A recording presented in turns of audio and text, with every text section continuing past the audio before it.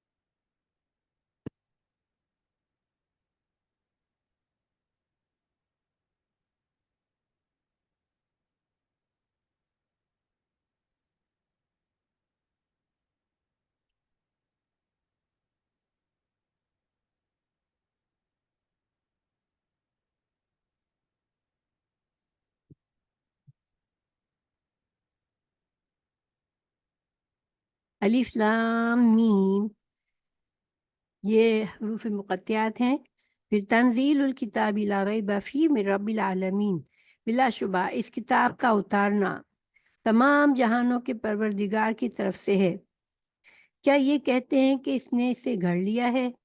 نہیں نہیں، بلکہ یہ تیرے رب تعالیٰ کی طرف سے حق ہے، تاکہ آپ انہیں ڈرائیں جن کے پاس آپ سے پہلے کوئی ڈرانے والا نہیں آیا۔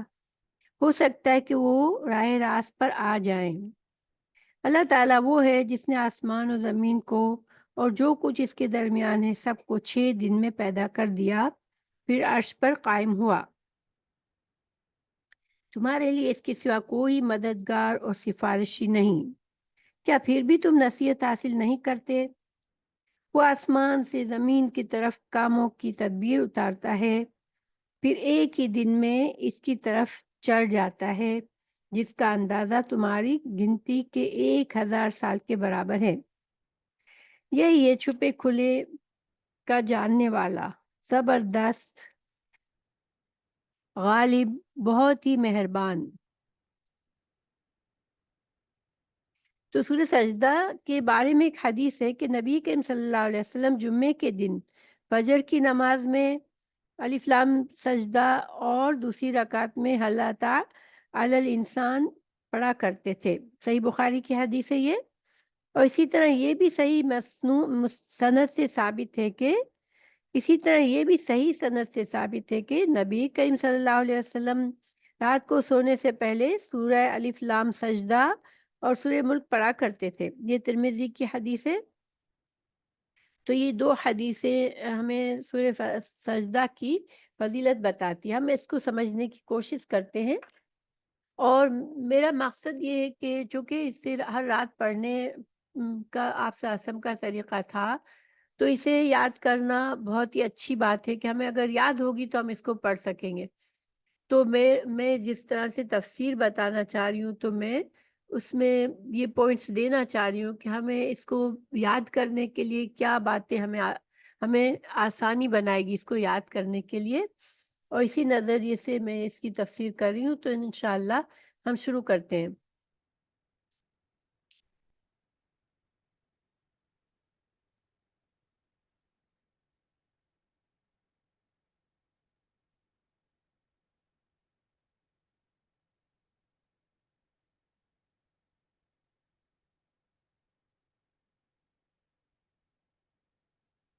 الرحمن رب اشرح لي صدري ويسر لي امري واحلل عقدة من لساني يفقهوا قولي رب زدني علما.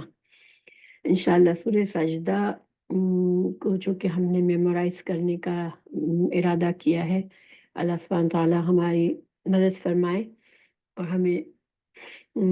ہمارے لیے اس کام کو آسان فرما دے اور ہماری اس محنت کو قبول فرما لے اور ہمیں اجر و ثواب نصیب کرے، آمین. تو انشاءاللہ میں تھوڑی سی ٹپس دے رہی ہوں تاکہ ہم سب کے لیے اس کو یاد رکھنا آسان ہو. تو یاد کرنے کے لیے جو سب سے زیادہ مجھے لگتا ہے کہ میرے لیے جو چیز فائدہ مند ہوتی ہے، جو مجھے ہیلپ کرتی ہے یاد کرنے میں اور یاد رکھنے میں، وہ اس صورت کو سوچ سمجھ کر اس کے ترجمے کو سمجھ کر یاد کرنا، اور ایک ٹاپک جب ختم ہوتا ہے تو اس کے بعد جو نیا ٹاپک اس سے کیا لنک ہے اس طرح سے اس کو یاد رکھنا. تو اس سے یہ ہوتا ہے کہ بہت عرصے تک یہ چیز یاد رہتی ہے. جب بہت عرصے تک نہیں بھی پڑھتے تب بھی چونکہ ہمیں ٹاپکس کا پتہ ہوتا ہے کہ اس ٹاپک کے بعد اب یہ ٹاپک آنا ہے اور ترجمہ ہمیں پتہ ہوتا ہے، تو انشاءاللہ آسان ہو جاتا ہے. تو اللہ سے دعا بھی ہے کہ اللہ تعالیٰ میرے لیے اور آپ سب کے لیے آسانی کرے.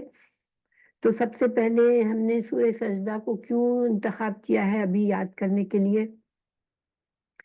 تو انشاءاللہ میرے ذہن میں اپنے لیے یہ بات آئی کہ چونکہ روز رات کو اس کو پڑھنا ہے ہم کو، اس کے لیے حدیث ہے رسول اللہ صلی اللہ علیہ وسلم کی کہ آپ صلی اللہ علیہ وسلم اس کو رات کو سونے سے قبل پڑھا کرتے تھے. اور یہ حدیث جو ہے وہ سورہ سجدہ اور سورہ ملک پڑھا کرتے تھے آپ صلی اللہ علیہ وسلم. یہ ترمذی کی حدیث ہے اور مسند احمد میں بھی ہے. اور اس کے علاوہ اس سورہ کی فضیلت میں ایک اور حدیث ہے کہ آپ صلی اللہ علیہ وسلم اس کو جمعے کے دن فجر کی نماز میں اس سورہ کو پہلی آیت میں اور دوسری آیت میں سورہ انسان، سورہ دہر پڑھتے تھے.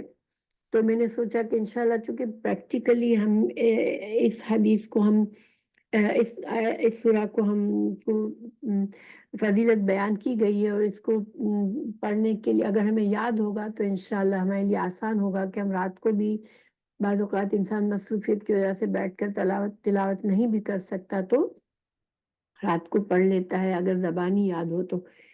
تو اس دو مقاصد کے تحت میں نے اس سورہ کا انتخاب کیا ہے انشاءاللہ. اچھا، اب یہ کہ اللہ سے دعا یہ ہے کہ اللہ تعالیٰ ہمیں اس کام میں آسانی کرے اور پھر اس کے بعد ہمیں توفیق دے کہ ہم یہ میمورائزیشن کا سلسلہ انشاءاللہ کنٹینیو کرتے رہیں گے. اللہ سبحانہ تعالیٰ سے دعا ہے کہ اللہ ہمیں توفیق دے، کیونکہ قرآن کو سمجھنا، اس کو پڑھنا، اس پر عمل کرنا اور اس کو یاد کرنا اور قرآن سے مضبوط تعلق رکھنا، یہ ہمیں دنیا اور آخرت کے لیے ہمارے بہترین ہمارا ساتھی ہے اور ہمیں ہر قدم پہ فائدہ دینے والا ہے قرآن انشاءاللہ. تو اب یہ کہ میں یہ کوشش کر رہی ہوں کہ اس کو انشاءاللہ اس کے ترجمے کو آپ کو اچھی طرح سے سمجھا دوں. لفظی ترجمہ اس کے ساتھ میں لفظی ترجمے کی فائل بھی بھیجوں گی اور میں تھوڑی تھوڑی آیات کا ایک گروپ بنا کر آپ لوگوں کو دیتے جاؤں گی تاکہ آپ لوگ اس کو پہلے اس کے ترجمے پر نظر ڈال لیں اور اچھی طرح سے سمجھ لیں اور پھر اس کو یاد کرنا شروع کریں. اور پھر یہ جیسے آج کے لیے میں 6 آیات کروں گی، تو ان 6 آیات کو اچھی طرح سے سمجھ لیں، اس کا ترجمہ سمجھ لیں اور پھر اس کو انشاءاللہ یاد کریں. تو اس کے بعد ہم نیکسٹ ٹاپک، کیونکہ پھر ٹاپک آگے دوسرا ٹاپک آتا ہے تو ہم ٹاپک وائز یاد کریں گے انشاءاللہ. تو اس ٹاپک میں 6 آیات ہیں، ہو سکتا ہے اگلے ٹاپک میں زیادہ ہو تو ہم اس لحاظ سے انشاءاللہ اپنا ٹارگیٹ رکھیں گے. پھر ہر کوئی اپنی اپنی سہولت کے لحاظ سے اس کو یاد کریں انشاءاللہ. تو اعوذ باللہ من الشیطان الرجیم، بسم اللہ الرحمن الرحیم.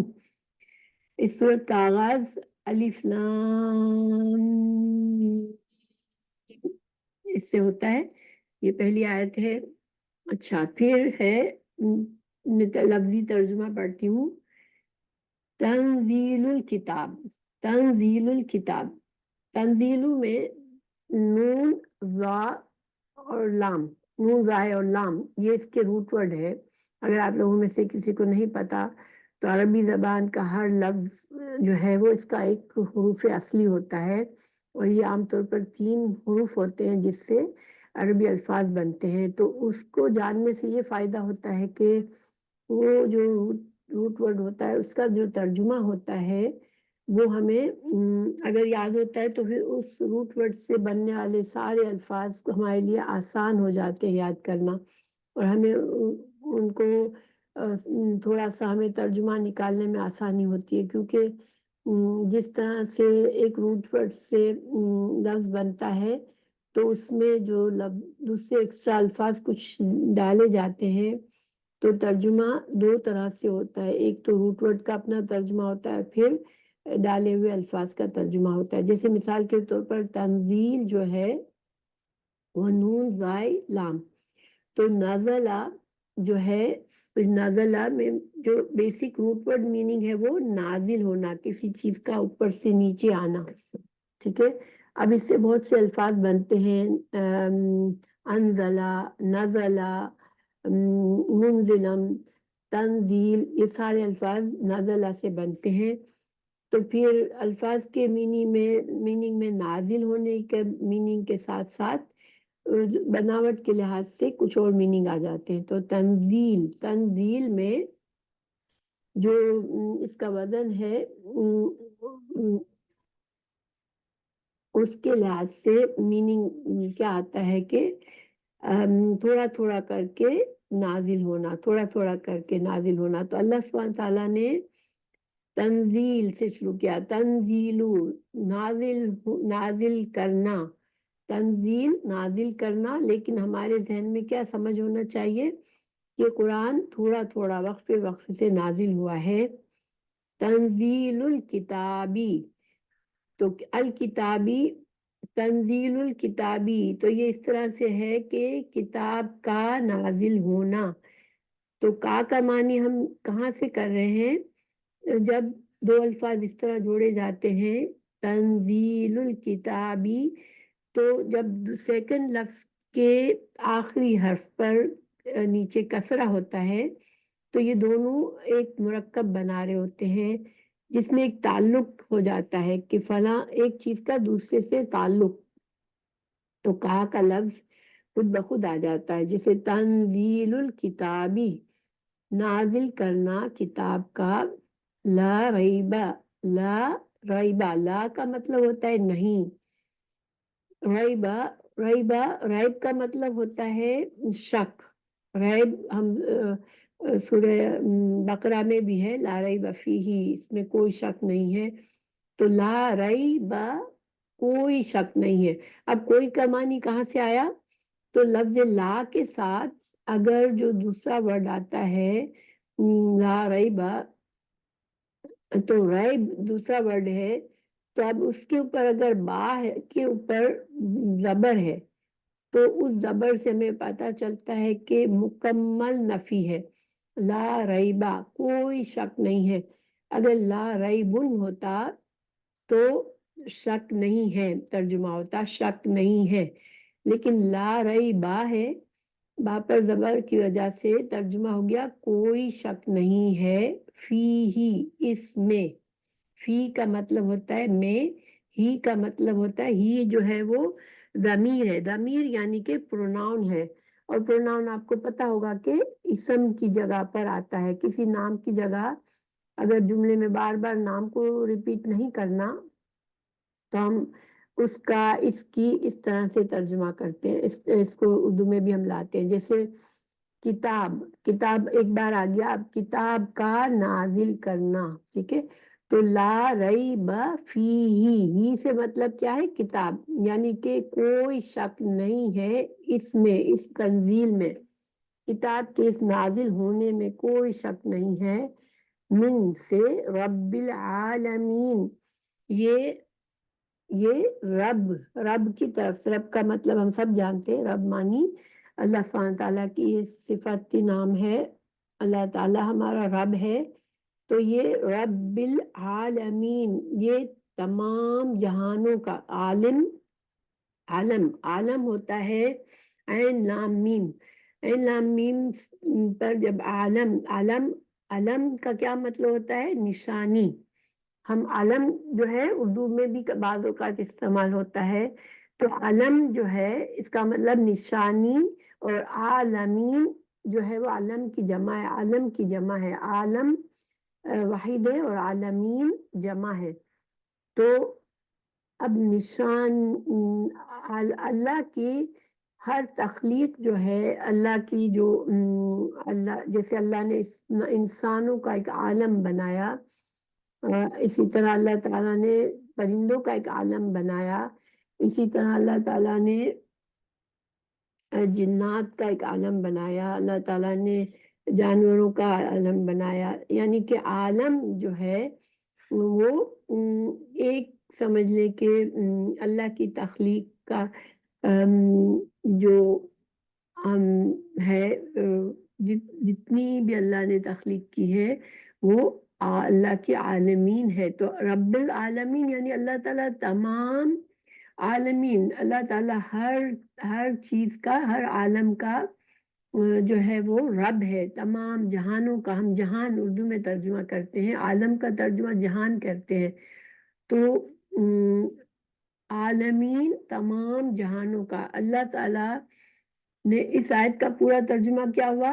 تنزیل الکتابی، نازل کرنا ہے کتاب کا، لا ریب فیہ، اس میں کوئی شک نہیں ہے، اس تنزیل میں، اس نازل کرنے میں کوئی شک نہیں ہے کہ یہ من رب العالمین ہے، یہ رب العالمین تمام جہانوں کے رب کی طرف سے ہے۔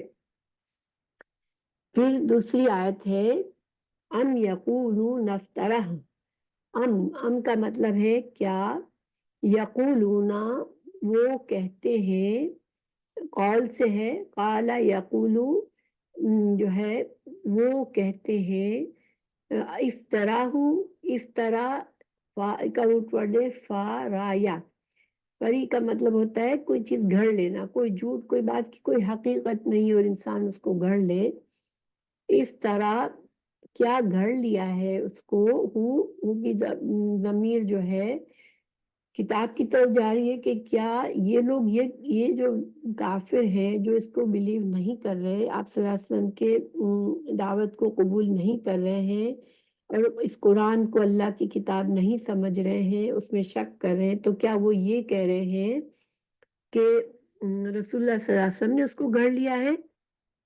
ام یقولون افترا، کیا اس کو یہ لوگ یہ کہہ رہے ہیں، ایک طرح سے یہ آپ اللہ سبحانہ تعالیٰ ایک ناپسندیدگی کا اظہار فرما رہے ہیں یا چیلنج کر رہے ہیں کہ یہ جو لوگ اس قرآن کو جھٹلاتے ہیں وہ یہ کہہ رہے ہیں کیا کہ اس کو گھڑ لیا ہے،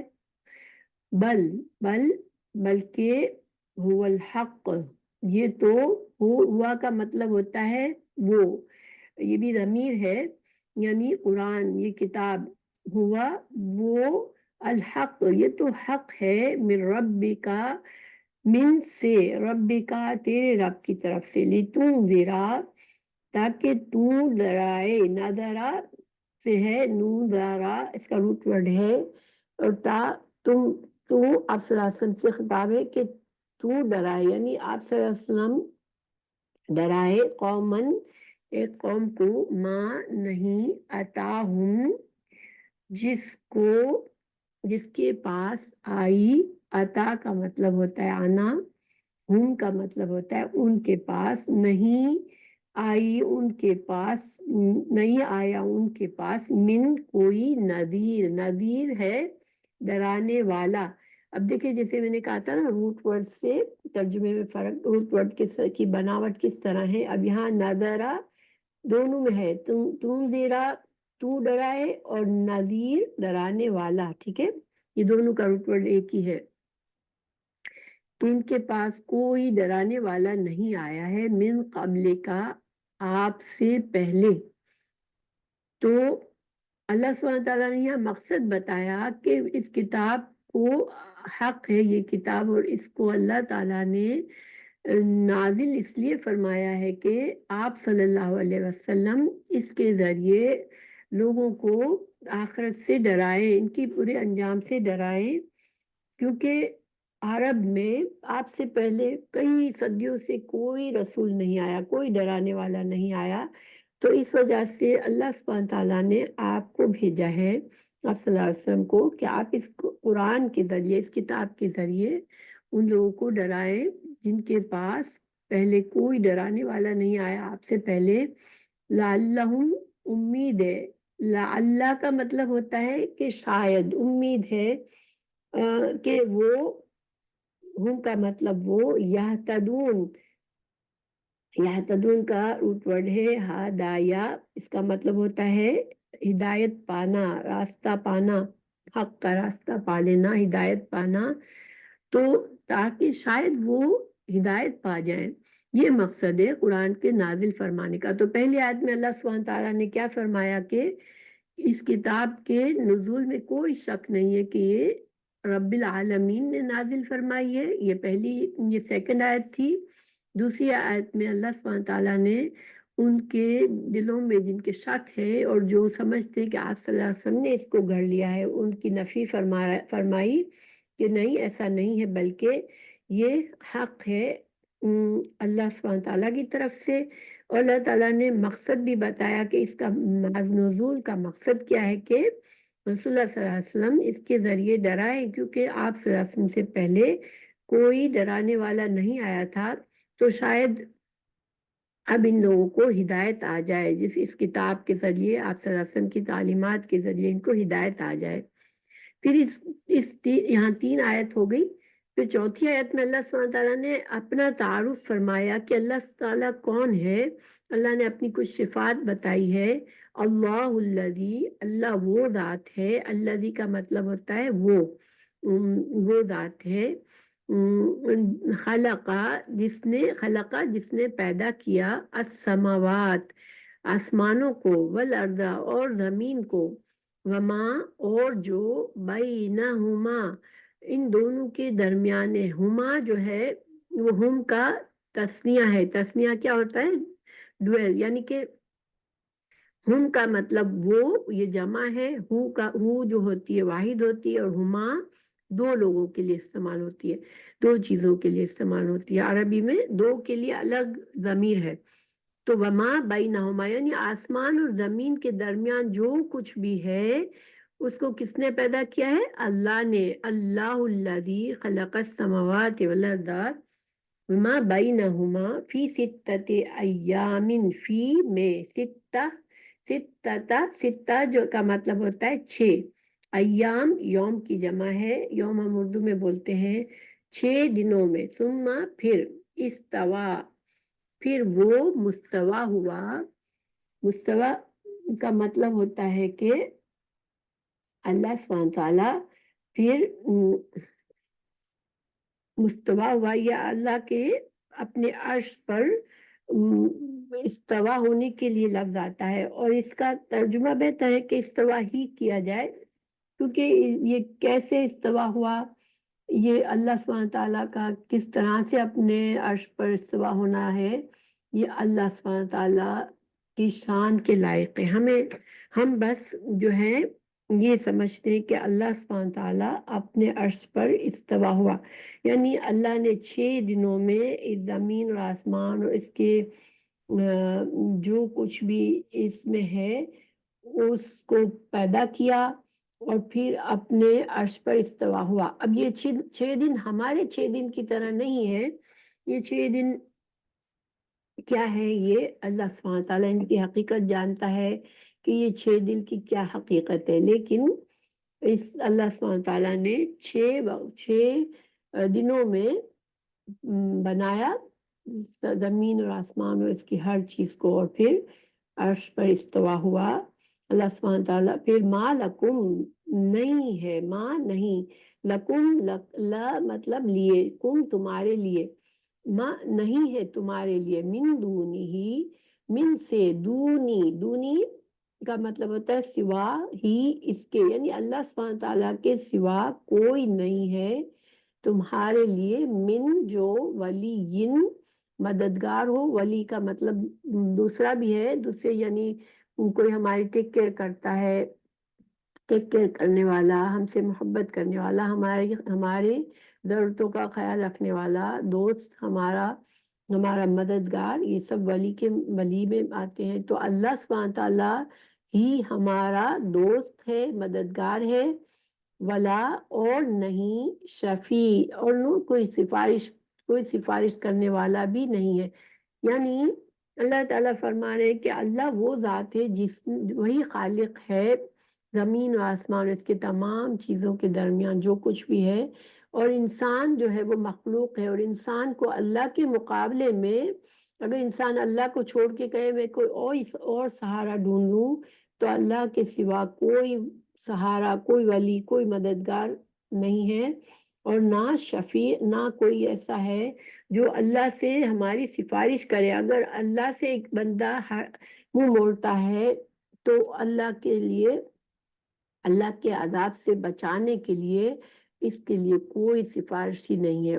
افلا، کیا پھر نہیں، تتذکرون، تو یہ پھر ذکرا، یہ تتذکرون جو ہے وہ ذکرا سے ہے، اور تتذکرون کا مطلب ہوتا ہے کہ انسان غور و فکر کر کے نصیحت پکڑے، انسان کسی چیز پر گہرائی میں جا کر سمجھے اس کی حقیقت کو اور نصیحت حاصل کرے۔ تو یہ 4th آیت ہے۔ تو اللہ سبحانہ تعالیٰ نے اس 4th آیت میں کیا کیا کہ اللہ تعالیٰ نے اپنا تعارف فرمایا۔ پہلی آیت میں تو الف لام میم تھا، پھر دوسری آیت میں کتاب کے نزول کے بارے میں بتایا کہ اس میں کوئی شک نہیں ہے، اور اس میں پھر مقصد بتایا گیا تیسری آیت میں کہ یہ جو ہے اس کو کیوں نازل فرمایا ہے، تاکہ لوگ ہدایت حاصل کریں۔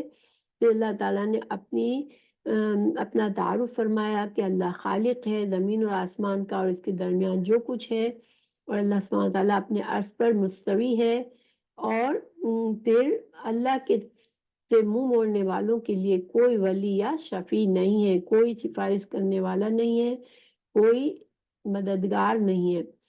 پھر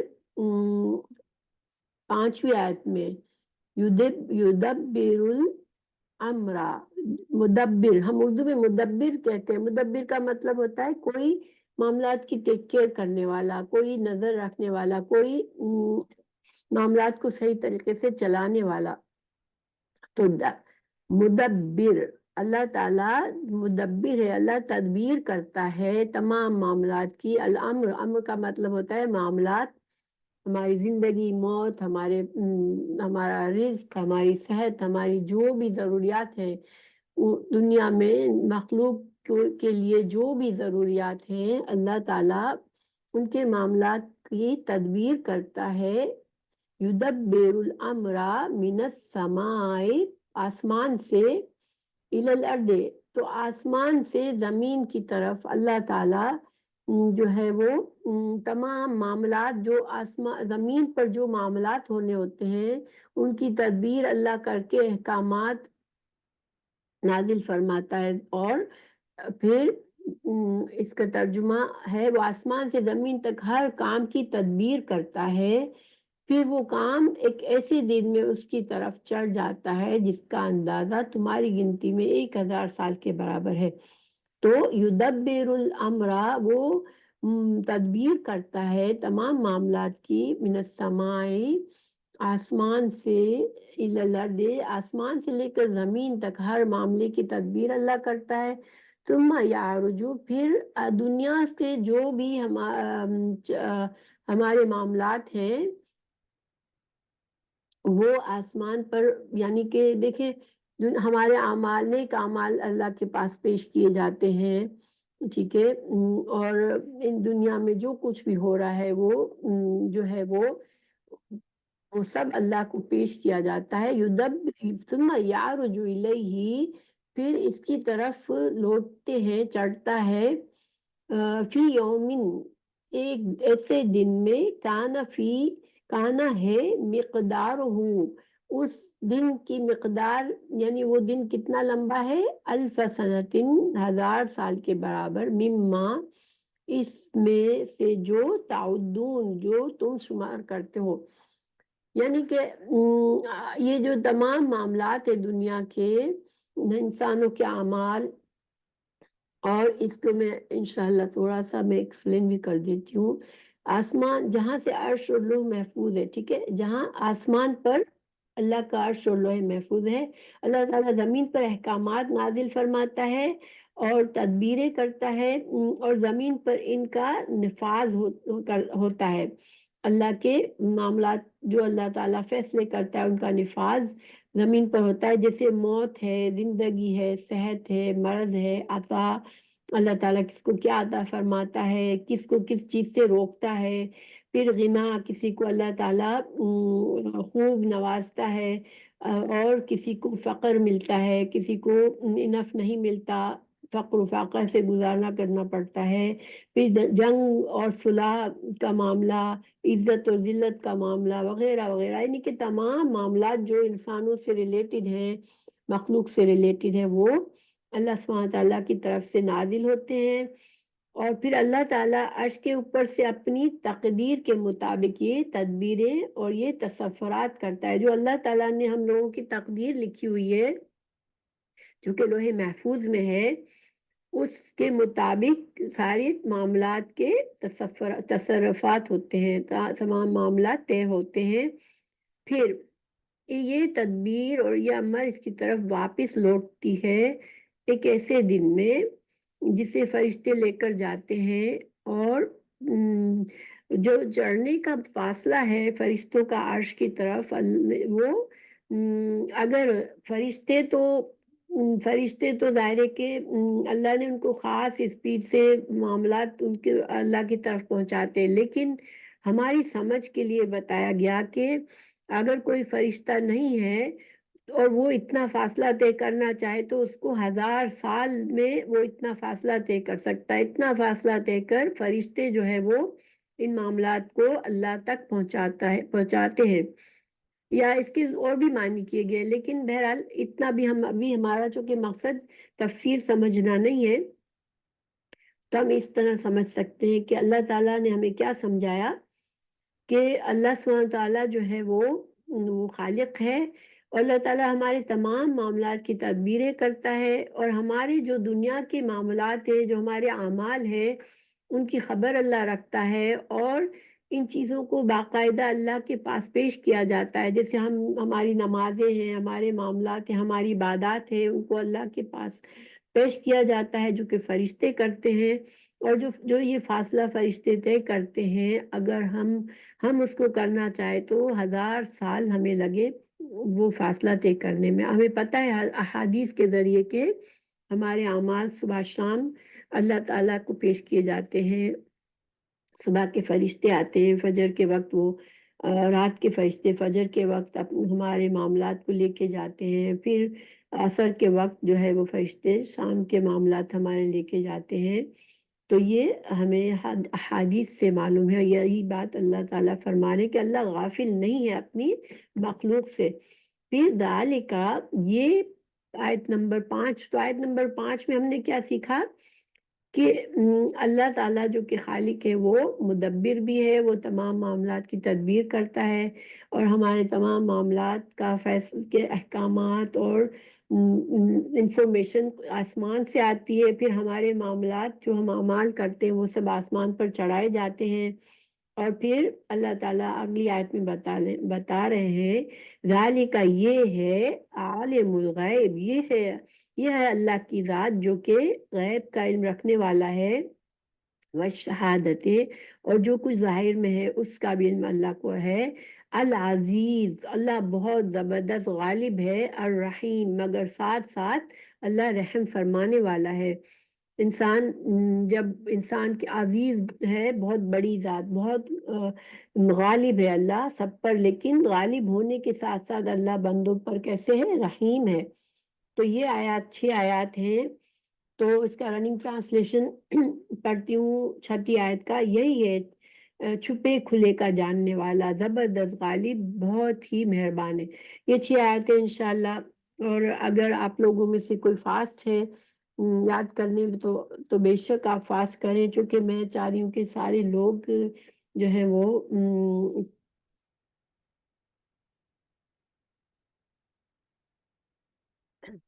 دیکھیے سبحان اللہ، اگر کوئی غور کرنے والا ہے تو اس کے لیے کتنا کچھ بتا دیا گیا ان 6 آیات میں، جیسے ایک سمندر ہے پورا۔ تو ہم تھوڑا سا بس ایک شورٹ سا خلاصہ سمجھ لیتے ہیں کہ دیکھیے ہم مثال سے سمجھتے ہیں کہ ایک انسان دنیا میں ایک ایجاد کرتا ہے، کوئی سائنسدان ہے، کوئی کسی معاملے میں ایکسپرٹ ہے، وہ کوئی چیز بناتا ہے، ٹھیک ہے؟ تو اس کا مقصد یہ ہوتا ہے کہ لوگ اس کو استعمال کریں، اس سے فائدہ اٹھائیں۔ تو وہ بنانے والا سب سے زیادہ جان رہا ہوتا ہے کہ اس جو ایجاد ہے اس کا صحیح استعمال کیسے ہوگا جس سے پورا پورا فائدہ حاصل ہوگا۔ تو عام طور پر ہم نے دیکھا ہے کہ کوئی بھی مشینری ہم لیتے ہیں تو اس کے ساتھ ایک چھوٹی سی بکلیٹ ہوتی ہے، ایک مینول ہوتا ہے جس میں اس مشین کے بارے میں سمجھایا جاتا ہے، اس کی کس طرح سے کیئر کرنی ہے، اس کو کس طرح سے استعمال کرنا ہے اور اس کا پورا پورا فائدہ لینا ہے۔ اب دیکھیں اس کو ذہن میں رکھتے ہوئے ہم سوچیں، اللہ تعالیٰ نے سب سے پہلے اس سورہ میں اس بات سے شروع کی کہ یہ جو کتاب ہے، یہ قرآن مجید ہے، اس میں کوئی بھی شک نہیں کہ اللہ کی طرف سے ہے، اللہ ہی نے نازل فرمائی ہے۔ تو دیکھیں کیوں؟ اس لیے کہ قرآن ہی تو وہ کتاب ہے جو ہمیں اللہ سے جوڑتی ہے، وہ ہمیں اللہ کے بارے میں بتاتی ہے۔ تو اگر ہمیں کوئی بھی شک ہوگا اس کے بارے میں تو بہتر ہے کہ ہم اس شک کو دور کر لیں۔ اس لیے اللہ تعالیٰ نے سب سے پہلے بات اس سے شروع کی کہ کوئی شک نہیں ہے کہ یہ اللہ ہی کی طرف سے ہے یہ کتاب۔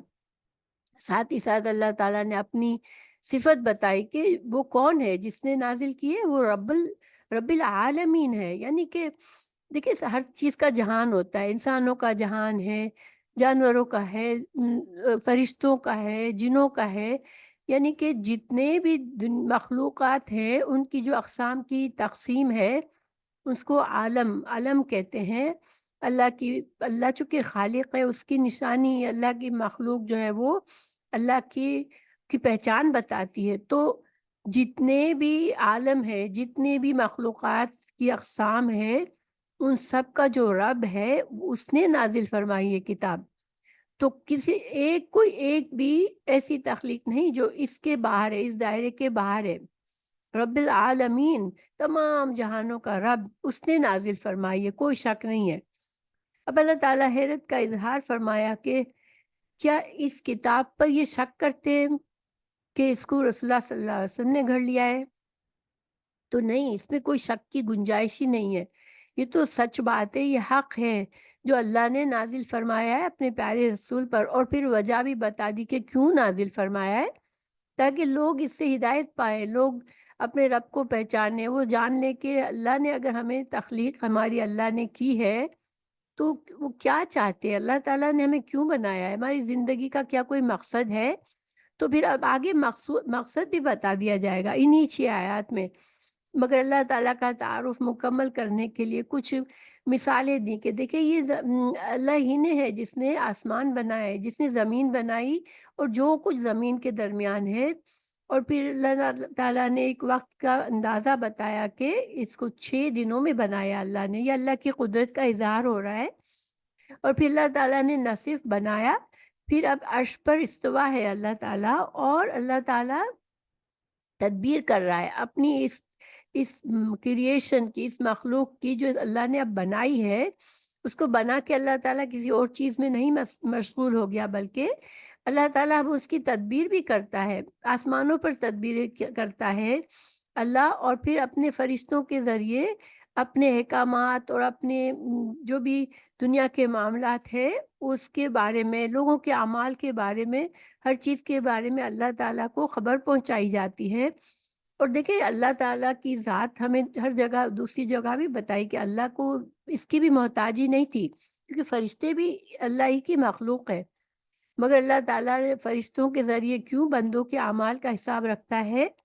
کیونکہ ایک دن آئے گا قیامت جس میں سارا حساب کتاب ہوگا، اور یہ سارے ہمارے لیے کتابیں لکھی جا رہی ہے، فرشتے ہمارے لیے لکھ رہے ہیں تاکہ کوئی انسان یہ کوشش نہ کرے کہ لو ہم نے تو کچھ بھی نہیں کیا، ہمیں کیوں سزا دی جا رہی ہے۔ تو یہ اعمال اس لیے لکھے جا رہے ہیں کہ ہمارے سامنے پیش کیے جائیں گے اس کو، تاکہ ہم جانیں کہ اچھا دیکھیں ہم تو عمل کر کے بھول جاتے ہیں، لیکن اللہ تعالیٰ نے کہ فرشتوں نے لکھا ہوا ہے سارا کچھ۔ تو اب اللہ تعالیٰ نے ہمیں بتایا کہ لوگوں کے اعمال بھی اور اللہ تعالیٰ کے جو دوسرے احکامات ہیں وہ سارے آسمانوں سے آتے ہیں، پھر اللہ تعالیٰ زمین پر سب نافذ کیے جاتے ہیں، اور پھر سارا حساب کتاب اللہ تک پہنچایا جاتا ہے۔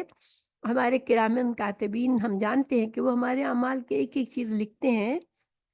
اچھا پھر اللہ سبحانہ وتعالیٰ نے فرما دیا کہ وہ عالم الغیب ہے، ہر چیز کا جاننے والا ہے۔